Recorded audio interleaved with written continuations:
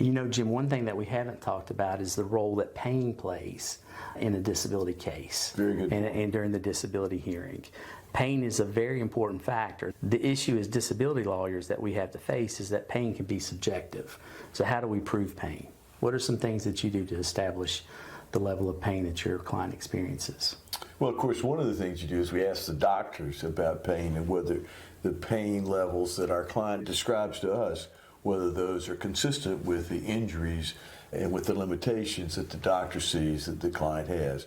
Another thing you can do is be sure that your client describes to the doctor on each visit whatever pain that he has so that it's validated in the medical records. And a third thing is you can ask, particularly in cases where the pain becomes debilitating totally, you can have your client keep a pain log so that they can then have something that gives some definition to their testimony about pain. And many times, not only do we recommend that our client take the pain log or other journals to their doctors, there have been instances where we submit those and make them part of the record. Exactly. Objective evidence is also important, especially when it comes to establishing pain. Take, for instance, an individual that suffers from a back condition, has a herniated disc. Of course, the MRI, X-ray, some type of diagnostic imaging is going to help bolster our client's claim that they suffer from pain that's debilitating. And also, when you have clients who have worked through pain in a job and then can no longer tolerate the pain, so they have to go out of work and become disabled. Sometimes we can use third-party statements by other people to validate that pain with their observations of how they saw the person functioning.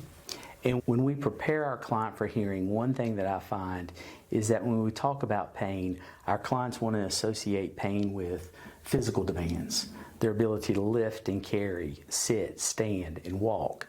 However, pain also affects clients from what we call a non-exertional standpoint, which is just a fancy term for how it impacts your ability to concentrate, focus, maintain persistence and pace. Those things are very important when establishing the impact that pain may play in a disability case. So David, that's a very good point. And one of the things we do is we have our clients give very specific examples of how pain impacts them.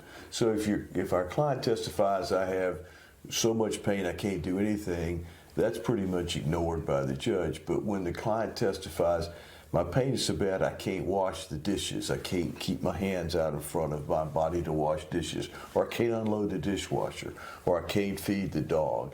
The specific examples of things that you can't do helps the judge understand the extent of the pain and how it would impact your ability to work.